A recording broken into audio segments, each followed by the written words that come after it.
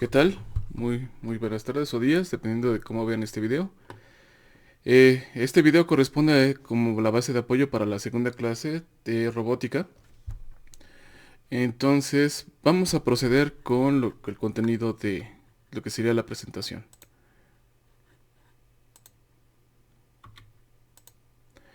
Entonces, em, en el primer video lo que nosotros empezamos a ver sería la introducción al curso, la manera en que se va a evaluar, la presentación de las rúbricas y del espacio de trabajo.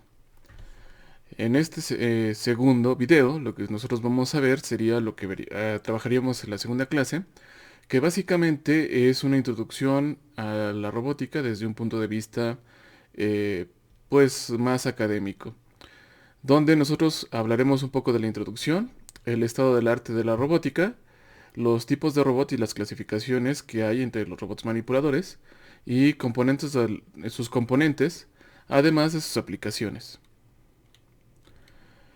Entonces, el objetivo esencial de la asignatura como tal es que ustedes aprendan los conceptos de la robótica, así como que puedan identificar los componentes de las diferentes configuraciones que conforman este tipo de dispositivos, sus características y las aplicaciones más comunes que ustedes pueden encontrar.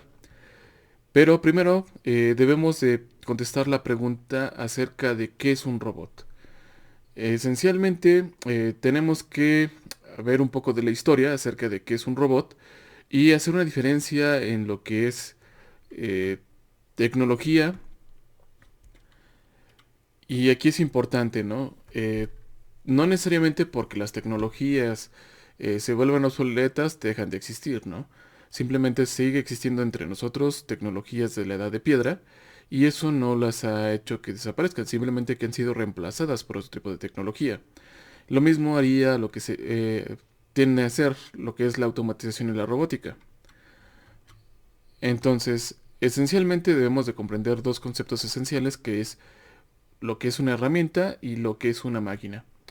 Lo que nosotros vamos a encontrar es que una herramienta es una especie de dispositivo muy sencillo el cual funciona bajo un principio simple y sirve para hacer un tipo de actividad. Y cuando nosotros hablamos de máquinas, en realidad ya es una combinación de herramientas, las cuales tienen el objetivo de cumplir una tarea incluso hasta más compleja que una herramienta. Ahora, herramientas y mecanismos han existido en el transcurso de la historia y esencialmente lo que más ha afectado ese tipo de relaciones es el tipo de energía que las va a empezar a mover.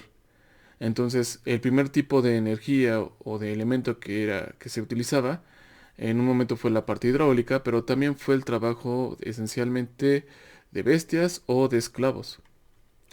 Posteriormente, lo que fue pasando es que se fue avanzando en algunos rubros y lo que pasó es que se empezó a trabajar otro tipo de energías, como por ejemplo la conversión ya no solo de la energía hidráulica como una fuente necesariamente de un río, sino que al calentarse puede producir vapor. Ese vapor podría ser producido para generar movimiento de algún tipo. Todo este desarrollo lo que hizo es que impulsó el desarrollo de diferentes máquinas. Y con eso se fueron estableciendo las bases de la mecánica básica o de la mecánica teórica que nosotros comenzamos a aprender al inicio de cualquier actividad académica. Por ejemplo, las más sobresalientes son, por ejemplo, las de Leonardo da Vinci, donde, por ejemplo, aquí en esta parte lo que nosotros estamos encontrando son engranes ya avanzados, no engranes primitivos. Como los engranes primitivos son los que ustedes pueden ver luego en las películas, que son nada más unas ruedas que nada más tienen palitos que se van entrelazando. Aquí ya vemos un ensamble un poco más definido, compuesto por una parte dentada y por lo que sería la transmisión de potencia mediante bandas. Diferentes tipos de herramienta hasta que de repente surge otro tipo de elemento, que sería el intento de emular lo que sería el trabajo o el comportamiento de los seres vivos. ¿Por qué se vuelve importante emular el trabajo de los seres vivos? Esencialmente, uno, por recrear lo que sería el entorno y esa parte que surge dentro del Renacimiento de acercarse a la naturaleza y dominarla. El otro punto de vista que no es así como que tan adecuado es el desarrollo de implementos los cuales permitan emular el trabajo humano. Esencialmente lo que vimos cuando les mostré la imagen de los jardines de Mesopotamia es el agua era subida a diferentes niveles utilizando, por ejemplo, ruecas impulsadas por esclavos o por bueyes. En este caso, lo que nosotros estamos encontrando son autómatas en los cuales están simulando la tarea de ya sea de escribir o de tocar un instrumento. El emular ese tipo de actividades complejas requiere de un gran esfuerzo. Simplemente lo que estamos viendo es que estos tres autómatas son máquinas bastante complejas. Entonces, ya estamos hablando entonces que estamos recreando o intentando recrear actividades humanas esencialmente por placer o porque tenemos una necesidad que cubrir. Estas máquinas, esencialmente sus autómatas, pues funcionaban bajo un mecanismo de cuerda, es decir, un elemento que conservaba cierta cantidad de energía potencial mediante la deformación de algún tipo de instrumento. Posteriormente, ya en Inglaterra vino la Revolución Industrial. La Revolución Industrial fue la combinación del desarrollo de la parte mecánica avanzada, o la que vimos con Leonardo da Vinci, la perfección que vimos o el grado altísimo de desarrollo que vimos en la parte de automatización en Francia y en ciclos que fueron avanzando, y la combinación de lo que sería o la extracción de energía de una fuente que en este caso era el vapor. Eso que llevó como consecuencia, bueno, eh, como vimos, el desarrollo de actividades complejas por parte de las máquinas todavía es muy lejano. Entonces, eso lo que obligó fue que existieran máquinas las cuales debería de tener cuando menos un tipo de operador o alguna persona a las cuales empezaran a alimentar esas máquinas o que las estuvieran vigilando. Eso fue esencialmente un impacto muy importante socialmente, porque para el desarrollo de diferentes insumos de consumo, como por ejemplo agujas, que sería el caso que vamos a utilizar, eh, se evaluaba esencialmente el valor de esos aditamentos por el tiempo que se invertía en transformar lo que sería una pieza de metal en una aguja. Y se contaba o se presidía que el valor de dicho instrumento pues dependía del tiempo empleado por lo que era el artesano. Con el desarrollo de las máquinas o de este tipo de procedimientos, resultó que ya no era tan esencial que el operador fuera un artesano experto, porque la máquina podría desarrollar una gran parte del trabajo. Entonces también otra cosa es que podía producir una cantidad de insumos, mientras a lo mejor un artesano le tomaba producir una aguja a lo mejor un día o día y medio, esta máquina podría producir una aguja en aproximadamente a lo mejor 10 minutos. Entonces, de ahí ya empezó a modificarse también la estructura social, debido a que el tiempo que se dedicaba para transformar ese elemento en otro, pues disminuía considerablemente. Eso lo que llevó es que existieran diferentes tipos de producción, y en un inicio también la imposición de una tecnología no siempre va acompañado de lo que sería pues una práctica justa. Esencialmente porque las fábricas en ese tiempo no había ninguna restricción social que, por ejemplo, limitara el uso de niños para el trabajo. Entonces, algunos de los trabajadores que utilizaban eran niños y las jornadas eran muy largas. Entonces, en ese momento, el empleo de la tecnología o esa suma de tecnología lo que hizo fue que modificó el esquema social, ya que en esencia el que se volvía más rico era la persona que era dueña de la parte tecnológica de los medios de producción. Eso, pues hasta mediados de unos pocos años, siguió siendo cierto. Actualmente ya no se trabaja de esta manera porque en nuestro caso, o actualmente como vivimos, los medios de producción que tienen más plusvalía ya no son ya no son medios físicos, son medios digitales. Y en esencia un medio digital puede estar en una computadora o en un servidor y no necesariamente alguien que tenga mucha capacidad o un lugar donde guardarlo, pues puede hacerse de él, simplemente podría ser ya cualquier persona. Pero continuamos con este viaje en el tiempo. Ahora, esencialmente estas máquinas eran impulsadas por vapor. Un problema es que siempre requerías de tener una caldera y un suministro constante de energía. Con el paso del tiempo se fue modificando el acceso a la energía. Entonces la energía es el punto esencial que nosotros también vamos a trabajar mucho en la clase. Se descubrió, ya ven, esa parte de Edison, que se podía generar electricidad y se podía transmitir.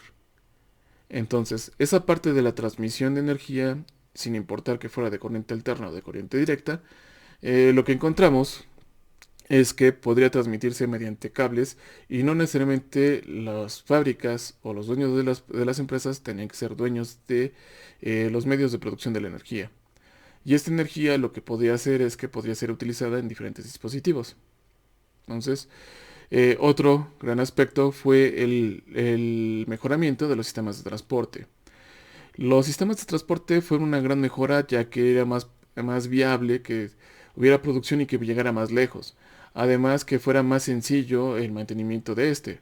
Por ejemplo, un carro, pues simplemente hay que darle su mantenimiento, llevarlo a que lo revisen constantemente.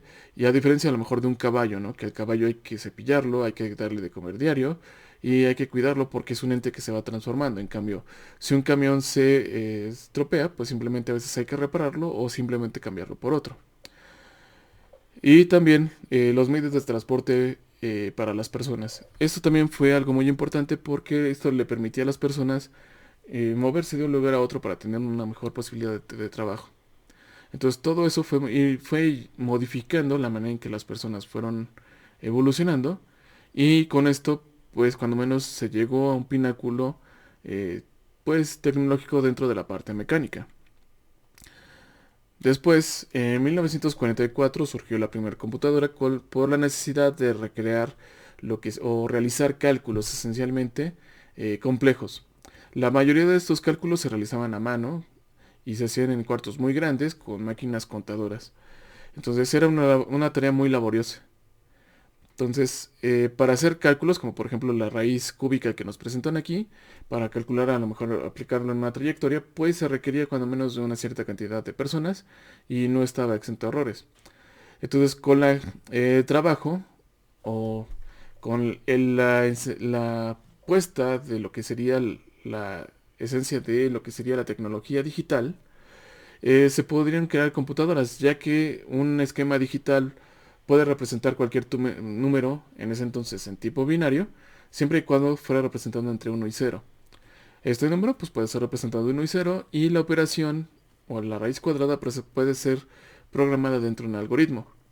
Ahora, estas computadoras en esencia eran computadoras muy grandes y usaban bulbos.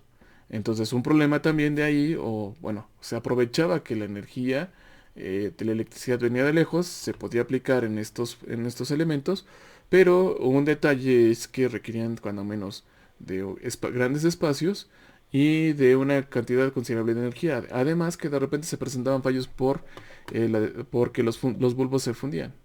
O sea, eran una especie de focos. Después fue avanzando la tecnología y debido a la necesidad de reducir el tamaño de los bulbos y el calor y la energía que se hacía, se trabajó y encontraron por análisis de metalurgia, así lo manejan los electrónicos, lo que eran los diodos. Los diodos fueron una gran revolución porque un diodo, puede ser más pequeño, realiza la misma operación lógica que realiza un bulbo, pero con una cantidad menor de energía y con un espacio menor. Entonces eso en esencial es la parte importante. Posteriormente surge una gran necesidad, pero cuando ya, digamos, la industria automotriz llegó a un cierto rango, es decir, cuando las piezas de los automóviles requerían procesos especializados, algunas veces se seguían haciendo a mano, pero, por ejemplo, había procesos que eran muy peligrosos y poco a poco se dieron cuenta. El principal progreso que se encontró, o uno de los principales riesgos que se encontró en ese momento fue la aplicación de cromo en ciertas piezas. Eh, ¿Cuál es el peligro del cromo? Bueno, el cromo es un baño químico del metal, es un recubrimiento y esencialmente lo que pasa con eso es que resulta cancerígeno a la larga. Entonces muchos de los empleados dentro de las industrias automotrices empezaron a enfrentar el problema de que pensaban cáncer y al ya haber una relación directa entre esta actividad con las enfermedades de las personas, lo que pasó entonces es que las empresas tenían que indemnizar. Para evitar esas desgracias, tanto pues humanas como económicas, lo que empezaron a generar las empresas fue invertir en robots. Entonces, por ejemplo, General Motors impulsó a la primera industria de la robótica y el primer robot fue el Unimate, que pesaba 800 kilogramos, con el único objetivo de tomar piezas, sumergirlas dentro del baño químico para cromar y realizar esa tarea. Ahora, ¿cómo llegamos al robot? Bueno, esencialmente el robot es lo que sería la parte superior de lo que sería todo lo que se desarrolló anteriormente en lo que sería la parte de la mecánica. Tiene la parte de la electrónica, la parte de lo que sería la programación o la computación, pero esencialmente también aparece la necesidad de programarlos y establecer que realicen cierto tipo de tareas. Estos cuatro elementos, como ustedes saben, conforman lo que sería un sistema mecatrónico. Ahora, sí, lo que estamos encontrando entonces es que un robot es un sistema mecatrónico. ¿Qué va a ser la aclaración? Un robot es un sistema mecatrónico, pero no necesariamente un sistema mecatrónico tiene que ser un robot. Vamos a encontrar cuál sería la diferencia entre un sistema mecatrónico y entre un robot, aunque, bueno, esencialmente forman parte. Entonces, para ello, conviene que demos una revisión a lo que sería un sistema. Un sistema es un concepto que se empezó a trabajar ahí por la década de los 20 o 30, la parte de lo que sería la biología. Ahora, generalmente cuando nosotros en ingeniería trabajamos la definición de sistema, resulta ser una definición que a veces se escucha muy trillada. Entonces vamos a ver en esencia qué es lo que se refiere a un sistema. Aquí lo que vemos es un ecosistema y lo que encontramos es una relación entre diferentes seres vivos, que puede ser el conejo, las plantas, los patos, eh, en este caso me parece que es un águila, y puede haber otro tipo de elementos dentro del ecosistema. Ahora, este es un sistema y generalmente la definición que nosotros manejamos es que un sistema es un conjunto de partes que cumplen una función. Pero aquí habrá que preguntarnos en realidad si solo basta con la función. Si vemos otro tipo de ecosistema, lo que nosotros vamos a encontrar en realidad es que vamos a tener igual diferentes tipos de seres vivos, los cuales están conviviendo en un entorno y esencialmente que están moviéndose y que están pues viviendo. Pero entonces, ¿cuál sería la función de un ecosistema? Bueno, es una pregunta que a veces es difícil de contestar, pero todos han encontrado este meme, o conocen este meme, donde es un meme muy malo, donde como supuestamente lo ve la mayoría de la gente y como lo ve un científico o un ingeniero. Esencialmente aquí lo que nosotros vamos a encontrar sería la clave de lo que sería el sistema o de cualquier ecosistema. Tenemos aquí un conjunto de seres que están conviviendo, pero ¿cuál es el objetivo de cada uno de estos seres? Y bueno, aquí la ventaja pues es que están expresados en ecuaciones, pero si no conocemos la esencia de las ecuaciones, pues nos veríamos perdidos. Ahora, en esencia, un sistema, en este caso, lo que sería en general, siempre va a haber relación entre sus elementos. Por eso es que aquí tenemos estas flechas que relacionan cómo el ratón se presenta. Tenemos aquí al depredador. El depredador muere y alimenta las plantas. Las plantas se alimentan de la energía del sol y a su vez el ratón se alimenta de las plantas. Lo que nosotros vamos a encontrar es que los sistemas presentan una relación particular, que sería el intercambio de energía y el intercambio de información. Entonces aquí aparentemente lo que nosotros estamos encontrando es que en este ciclo los depredadores y las presas, como podría ser el ratón y el trigo, están cambiando energía. El ratón come el trigo para alimentarse, pero a su vez, para que pueda realizar ese intercambio de energía, tiene que haber un intercambio de información, que sería la descomposición del ARN de estas plantas para reparar las células del ratón. Lo mismo pasa con las células del ratón, con las del depredador. El depredador, cuando muere, está compuesto por esta misma relación o contiene esta energía, y cuando se descompone esa energía pasa al piso para alimentar los nutrientes de las plantas.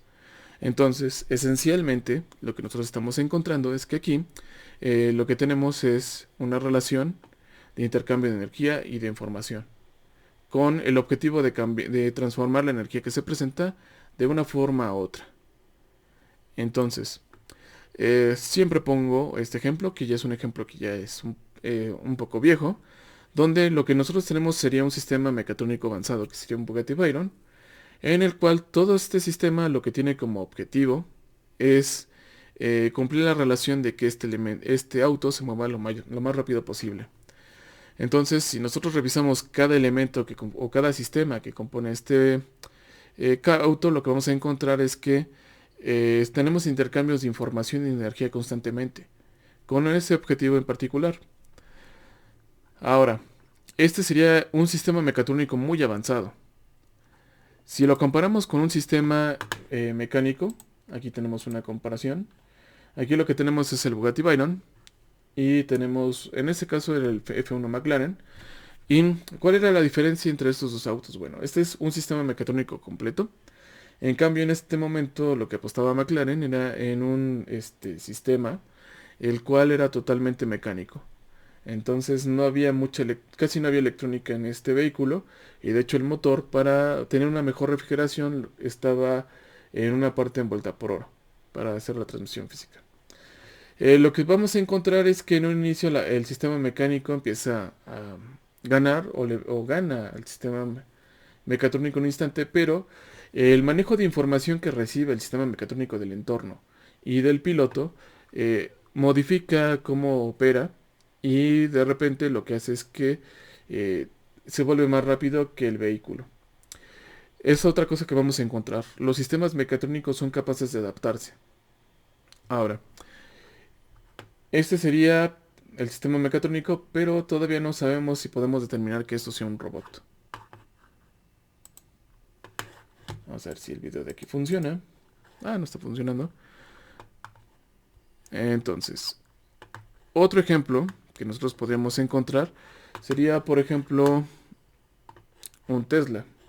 A ver, quiero saber por qué no está operando.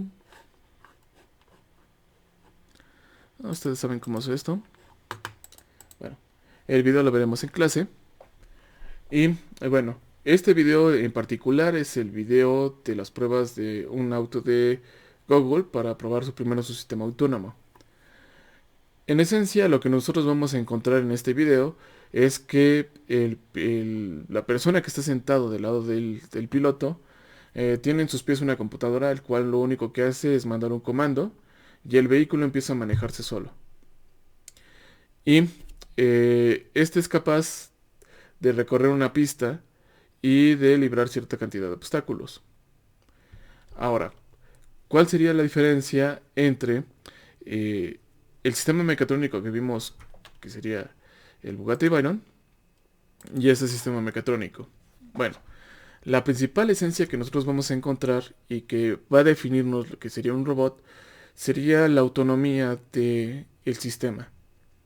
Mientras el Bugatti Veyron requiere de un piloto que lo esté conduciendo y que le mande instrucciones, el vehículo que nosotros van a ver en este video, lo que va a hacer es que se va a mover de manera autónoma sin necesidad de que alguien lo esté piloteando. Entonces, esa va a ser una de las características esenciales que nosotros vamos a encontrar dentro de los robots. Que los robots van a ser sistemas los cuales van a tener una cierta autonomía. Esa autonomía va a depender también de su configuración mecánica, de los tipos de sensores que tengan y de lo que tenga programado. Entonces, esencialmente va a cumplir con los requisitos del sistema mecatrónico, pero el robot lo que va a hacer es que de repente puede tomar decisiones por sí mismo. Ahora, Si nosotros vemos en diferentes definiciones, lo que vamos a encontrar es que definir un robot a veces es una tarea bastante complicada. Eso se debe a diferentes cosas, esencialmente por cómo lo concibe quien establece las definiciones. Entonces, por ejemplo, si nosotros vemos la definición de la Real Academia Española, no es una definición que me guste mucho a mí porque nos habla de una máquina o de un ingenio electrónico programable. Un ingenio es un conjunto de máquinas, ¿eh? Entonces, para que no tampoco se, este, se compliquen. Que dice que es capaz de manipular objetos y realizar operaciones reservadas solo para las personas. Pero de aquí la última parte, pues, bueno, la definición causa algunos detalles, porque hay ciertos elementos que los robots manipulan que no necesariamente las personas manipulan. Y en la parte de que operaciones reservadas a las personas también no está del todo cierto, porque, vamos, un dron, ustedes saben que es un robot por alguna razón o porque lo intuyen y cumplen la tarea de volar. Entonces un dron es un robot, pero no necesariamente está cumpliendo la función de una persona, porque las personas no vuelan. O un robot submarino, o un tipo de robot móvil que está hecho para correr como un cheetah, pues no es una tarea que está dedicada o que pueda realizar una persona. Entonces, esta definición como tal no es una definición que se adecue muy bien a las necesidades de lo que nos enfrentaríamos nosotros a lo que sería pues la ingeniería. Otro sería la definición de la parte técnica de la Sociedad Americana de Robótica, eh, que nos habla que la robótica es la técnica aplicada a la informática, al diseño y al empleo de aparatos en la sustitución de personas que realizan operaciones o trabajos, por lo general en instalaciones industriales. También esta definición ya empieza a quedarse atrás porque carece un poquito de lo mismo de la otra. Las tareas que a veces realizan un robot no necesariamente las van a realizar las personas. Eh, ya hay una tendencia de robótica que no necesariamente los robots tienen que estar en las industrias, sino que van a estar en los lugares donde vivimos, como nuestras casas o nuestras escuelas, apoyándonos haciendo diferentes tipos de actividades. Ahora, para no irnos tan en blanco, eh, nos gusta, o a mí me gusta en particular, la definición que le define Jean-Claude Latom en su libro de Robot Motion Planning. Es un libro esencial, nada más que si lo van a consultar, pues les aconsejo que lo hagan con calma porque tiene un contenido matemático bastante extenso. Y lo que él nos menciona es que un robot es un dispositivo versátil y que puede ser un manipulador, bueno, un brazo manipulador, un un elemento multiactuado, puede tener patas, puede tener llantas y esencialmente es una combinación de elementos adaptadores que están controlados mediante una programación de computadora. Una parte importante de esta definición es que nos habla de que va a tener un entorno bien definido que se llama espacio de trabajo dentro del mundo real. Y lo siguiente, el espacio de trabajo pues está definido dentro de un entorno real, o sea, dentro de un entorno físico. Por ende, el robot y todos los elementos que están asociados con él, pues van a seguir las leyes de la física. Entonces, eso es muy importante porque lo que quiere decir entonces es que cualquier elemento que nosotros utilicemos para programar, diseñar, implementar o cualquier otra cosa que quieran hacer con un robot, tiene que seguir las leyes de la física y esas mismas relaciones se pueden describir mediante modelos matemáticos relacionados con esos principios. Entonces, eso es un punto muy esencial y es algo que vamos a trabajar mucho durante la clase. Entonces, esa es la parte dura a veces de este curso. Que la parte del modelo, pues nos enfocaremos en utilizar esos principios físicos para establecer ya un modelo y con ello poder establecer relaciones. Entonces, son conceptos tanto físicos como matemáticos. Lo siguiente sería preguntarnos por qué son tan importantes los robots. Entonces, esencialmente lo que vamos a encontrar es que hay muchos desarrollos o muchas cosas que nos acercan a los robots. como por ejemplo las placas de Arduino o las Raspberry Pis. Hay robots que están destinados como este tipo de humanoide para los niños, o como ya pruebas de experimentos avanzados, o este juego de módulos en realidad son para armar robots modulares y que están dirigidos esencialmente para adolescentes y niños. ¿Por qué está este boom?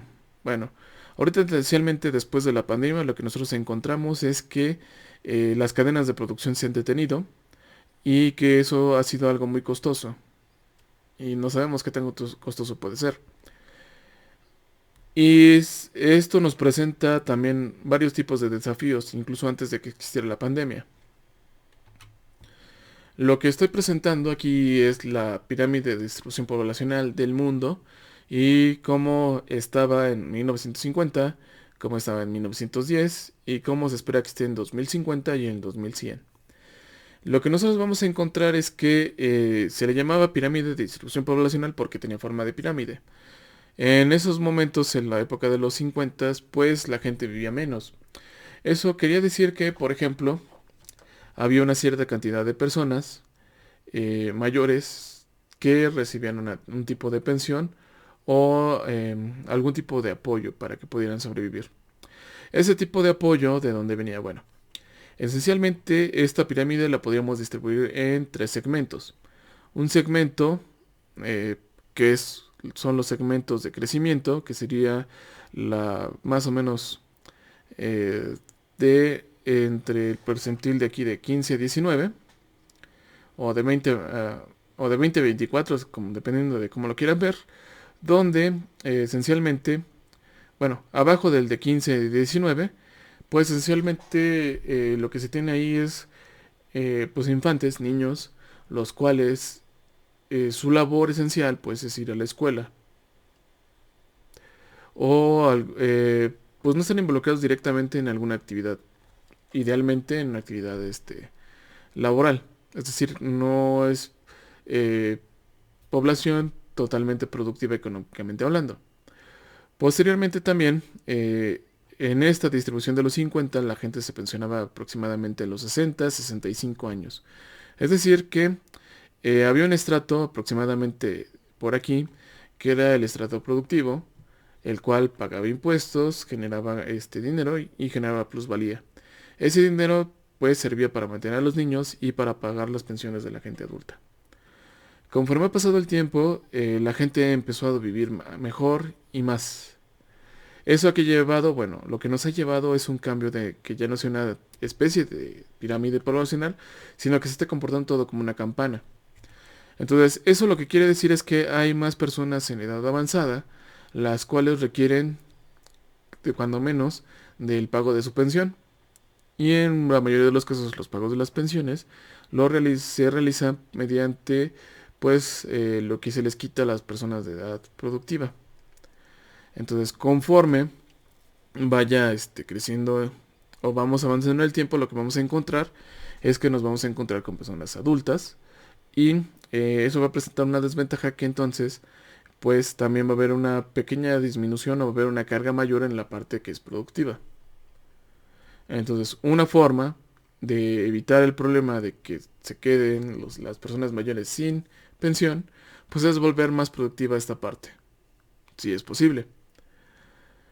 Y también que puede haber una disminución de la población porque si se dan cuenta aquí, lo que está pasando es que también se espera que haya una disminución dentro de la cantidad de población de niños. Ahora, yo sé que están pensando, bueno, esto es en el mundo, pero ¿qué pasará? Pues yo vivo aquí en México. Bueno, esta sería la distribución poblacional en México esperada para el 2030. Si se dan cuenta, lo que está pasando es que va a haber muy pocos niños, va a aumentar la cantidad de adultos mayores y vamos a tener una distribución pues muy diversa dentro de la área reproductiva. Entonces, eh, es por eso importante que haya empleos o que este sector sea muy productivo.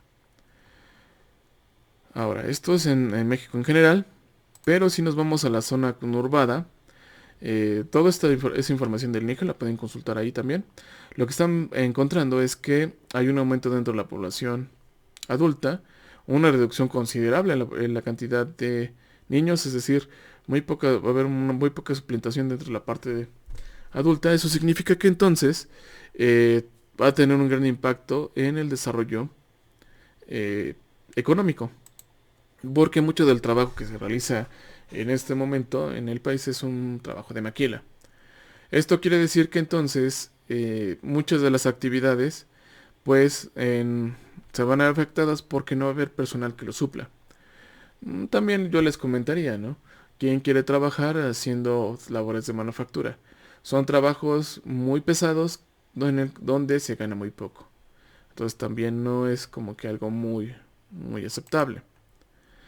Entonces, generalmente yo les ponía cómo estaba organizada antes una oficina de Amazon.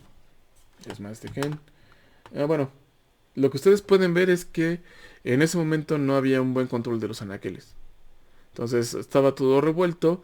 Cuando ustedes querían hacer un pedido, pues lo que hacían es que sí había un registro donde estaban guardadas las cosas, pero tenía que ir una persona a armar el pedido y con eso se enviaba. Es por eso que antes cobraban un poco más por el envío dentro de un día. Ya la situación dentro de la planta de Amazon ha cambiado. Ya está totalmente automatizado y ordenado. Entonces ya no se tienen este tipo de rieles y un control de personas para armar los pedidos. Simplemente, como ya está ordenado y está automatizado mediante el uso de robots móviles, lo que ustedes van a encontrar es que ya no va a haber una persona que se esté moviendo por los pasillos armando los pedidos, sino que el anaquel específico va a ser trasladado por un robot, va a haber una persona en un puesto en específico, va a tomar el objeto y va a armar el pedido. Esencialmente, esto sería como una industria convencional. La industria que yo lo estoy platicando ya sería una industria 4.0, donde un sistema esencial, que sería una computadora, manda sobre agentes. ¿A qué le llamamos agentes? A los robots y a las personas que van a actuar dentro de ese sistema. Entonces, en el lugar de tener, como sería en este caso, eh, un esquema donde tienes bandas transportadoras y tienes personal, ya esencialmente lo que se tiene son robots que reciben una orden, se arma el pedido de manera automática dentro del sistema y este robot recibe la orden de llevar ese pedido a un lugar específico para que una persona lo tome. Entonces el robot lo transporta, la persona lo toma y lo registra. Si hay algún error, el sistema lo inmediatamente pues lo reporta y le manda una señal tanto al operador como al sistema de que hubo un error. Eso, pues si ustedes van por ejemplo a Walmart, al pagomático, esencialmente eso también es como una entrada a Industria 4.0 pero en menor escala. Porque ustedes llegan con su producto, lo escanean, lo ponen en la banda del peso y dentro del sistema de ahí él ya conoce cuánto debe de pesar el producto. Entonces, cuando ustedes al poner el producto, registra que es el producto adecuado. Si ustedes ponen un producto que no es, el sistema les va a mandar una advertencia y generalmente va a llegar el operador a ayudarles. Ahí, digamos que hay diferentes tipos de agentes. Eso sería un caso para estudiarlo cuando lo estuvimos viendo durante la clase. Entonces, ahora, esencialmente, también, otro punto es que hay trabajos que no pueden realizar los robots, como el empaquetado o el guardado de ciertos productos delicados, como son galletas o alimentos, porque pueden ser contaminados. Entonces, ese tipo de trabajo seguirá siendo esencial hasta que se encuentren ciertas alternativas dentro del campo de automatización. Ahora, ¿cuál es la diferencia dentro de una industria que tiene personas y una industria automatizada por robots, como la industria automotriz? Bueno, aquí podemos encontrar muchas personas trabajando y colaborando entre sí. Cuando nosotros vemos una industria de este tipo, como es una planta armadora automatizada por robots, lo que vamos a encontrar ahí es que los robots, si se dan cuenta, están enjaulados. Se dan cuenta, esto es un espacio vacío, aquí hay una jaula y no hay personas. ¿Por qué? Porque en este tipo de esquemas o en este tipo de robots no tienen sensores. Entonces, lo que puede pasar es que si hay una persona y el robot realiza una operación y la persona está cerca, pues la va a lesionar. E incluso ha habido casos donde ya ha habido muertos debido a que se meten a las áreas restringidas y los robots están haciendo la operación. Entonces, como ellos están esencialmente programados para hacer la actividad, eh, pues los lesionan gravemente.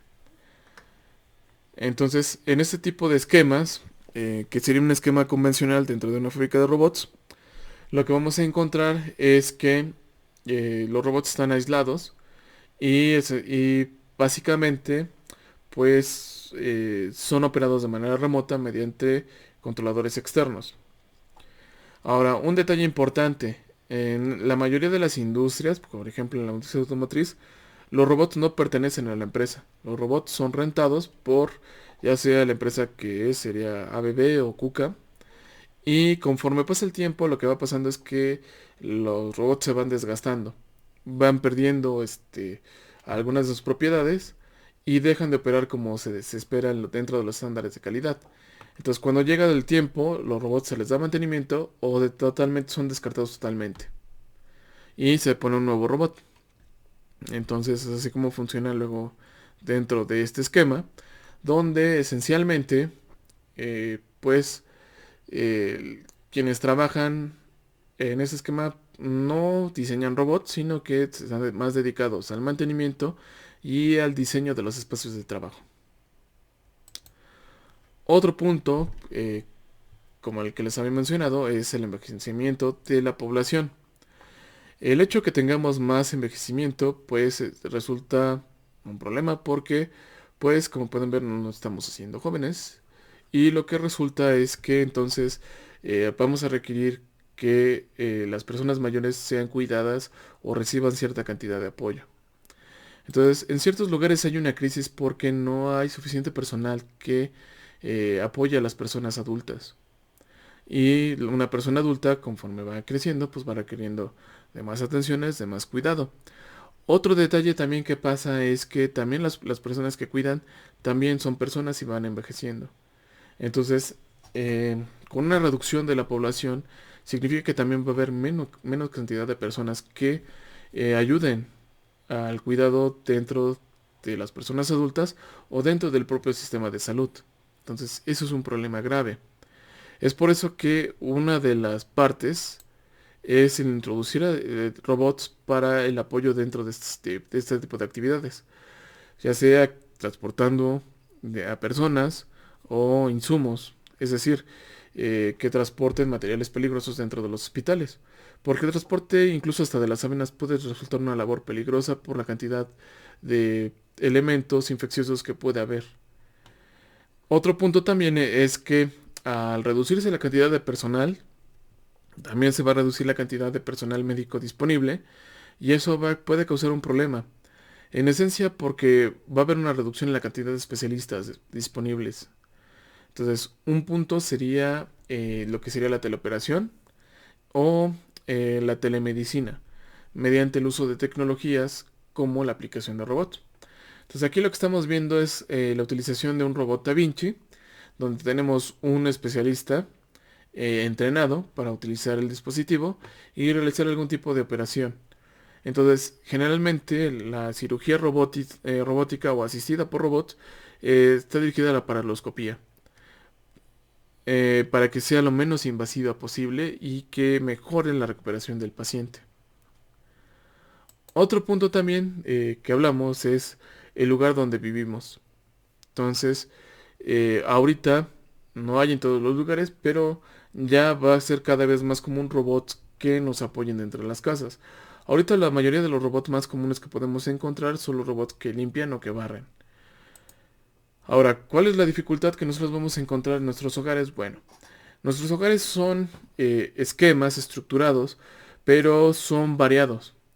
Lo que pasa es que no nos damos cuenta a veces. Por ejemplo, nosotros tenemos baños y en un baño pues lo que se requiere es la higiene. Entonces se requiere, por ejemplo, lavar los excusados o tener una cierta limpieza de lo que serían los lavabos, el piso o la regadera. Otro esquema sería la cocina, donde ahí se manipulan objetos peligrosos como cuchillos o hay que tener una cierta cantidad de limpieza porque lo que podríamos tener sería, hay que evitar cierto tipo de contaminación. Lo otro que tenemos serían los dormitorios o el espacio en general. Ahora, el darle mantenimiento a nuestros hogares nos expone a una cierta cantidad de elementos que pueden ser tóxicos para nuestra salud. Es contradictorio, ¿no? Para tener un lugar limpio y saludable, a veces tenemos que hacer uso de sustancias nocivas.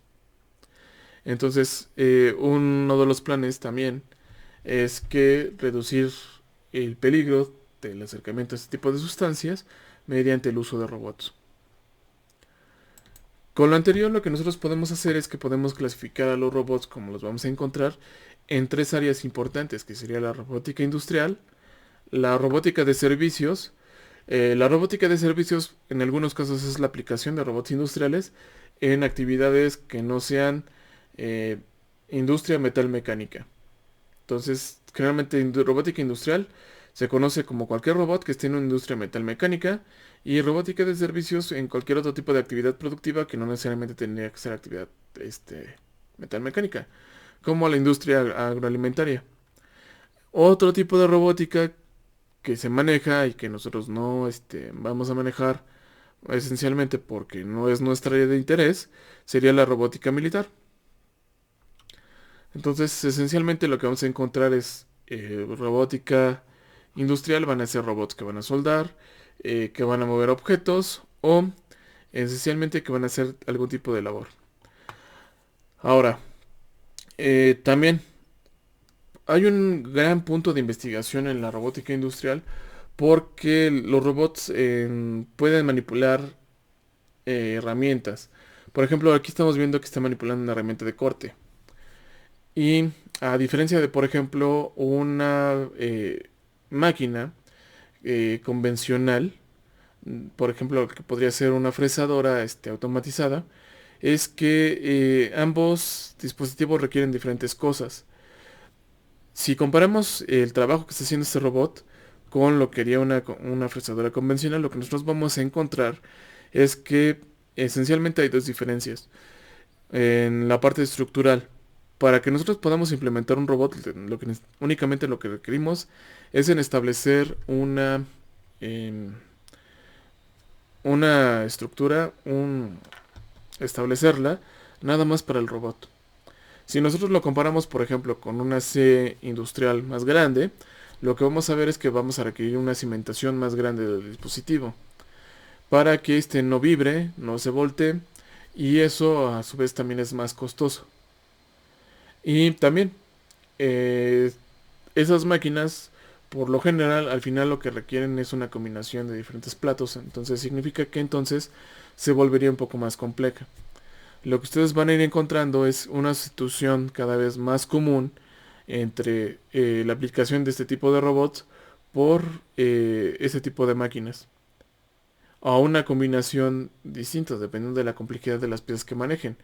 Pero aquí lo que se busca esencialmente es que este tipo de dispositivos pues realice trayectorias más complicadas, sin necesidad de agregarle ejes o grados de libertad a lo que sería el robot o, o la máquina. Vamos a pasarnos ya a la robótica de servicios y bueno, la robótica de servicios pues es llevar a los robots a aplicaciones fuera de la industria metalmecánica como les había mencionado anteriormente. Ya hay diferentes ejemplos, ¿no?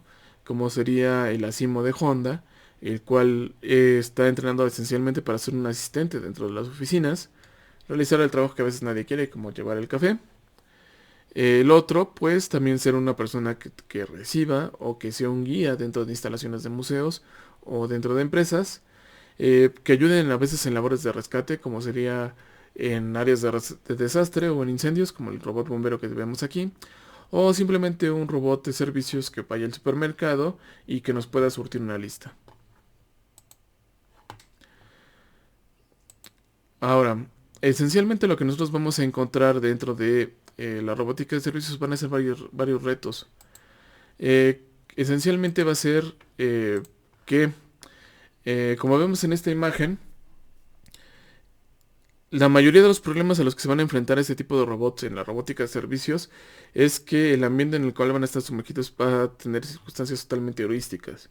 Es decir, que lo que va a pasar en su entorno próximo es impredecible. Porque aquí puede encontrarse con este adulto, pero podría haber niños. Entonces, un detalle que se ha encontrado es que los niños son una gran amenaza para los robots porque de repente, pues en lugar de jugar con ellos, pues juegan muy pesado con ellos y los agreden. Entonces, es un detalle importante que nosotros vamos a encontrar. Entonces, es un detalle importante que vamos a encontrar en la parte de robótica de servicios. Y lo que podemos comentar en robótica militar, esencialmente es que apoyan en diferentes labores. Generalmente la mayoría de estos dispositivos son teleoperados y van a tener funciones básicas como es el entrar en zonas peligrosas. Entonces, por ejemplo, aquí vemos este tipo de robot de la marca iRobot que fue utilizado esencialmente para el desastre nuclear de Fukushima.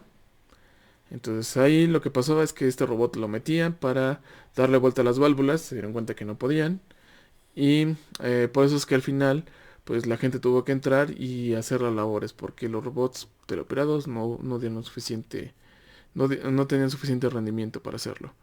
Otro sería, como en el caso de este dron, pues hacer reconocimiento del entorno. Otro, pues es en el apoyo de las tropas, esencialmente en el transporte de suministros. Y bueno, hay diferentes concursos o registros. Entonces aquí eh, estamos viendo el ejemplo de DARPA, lo que les mencionaba, ¿no? Este es el ejemplo de lo que pasaba cuando mandaron al robot dentro de la planta nuclear cuando fue el desastre de Fukushima. Y lo que se dieron cuenta es que para el conjunto de actividades complejas que tenía que hacer el robot, bueno, complejas entre comillas porque las personas lo pueden hacer muy sencillo, en realidad lo que encontraban aquí es que el robot no era capaz de realizarlas. Entonces eso abrió un concurso en el cual lo que se buscaba era desarrollar robots los cuales fueran capaces de entrar a lugares complicados y manipular cierto tipo de objetos. Entonces aquí lo que estamos viendo es el ejemplo del concurso que realizaron con DARPA, donde estaban simulando una zona de desastre y en este caso es el robot ganador, no me acuerdo, me parece que se llama Atlas, y lo que hacía era tomar objetos y abrir puertas, abrir válvulas. Entonces lo hacía en ese momento de una manera bastante eficiente. El detalle pues es que lo estamos viendo en velocidad real por la complejidad que resulta para los robots realizar el mismo tipo de tareas que las personas. Aquí hay que tomar en cuenta que nosotros convivimos con el ambiente debido a nuestra naturaleza, es decir, nosotros debido a nuestra evolución tenemos mucho conocimiento o muchas cosas que nos permiten actuar de manera, digamos, casi instantánea, como estamos viendo, pero los robots no. A los robots hay que programarles eso, pero también hay que tomar en cuenta que son dispositivos que son muy diferentes a nosotros mismos. Ahora, lo que nosotros vamos a encontrar esencialmente es que en robótica actualmente hay tres vertientes para eh, trabajar en ello, que sería en la parte de desarrollo, que sería en diseñar e implementar robots, la parte de investigación, que sería establecer nuevos esquemas para que los robots puedan hacer diferentes tipos de tarea de manera ordenada y adecuada, o dándoles mantenimiento. Ahora, para acabar esta presentación de la segunda clase, se queda a cargo su primer tarea, que es buscar tres definiciones de robots y obtener una propia. Esta tarea la tienen que realizar mediante el esquema de ensayo que viene en su rúbrica. Es decir, que ustedes deben de buscar la información.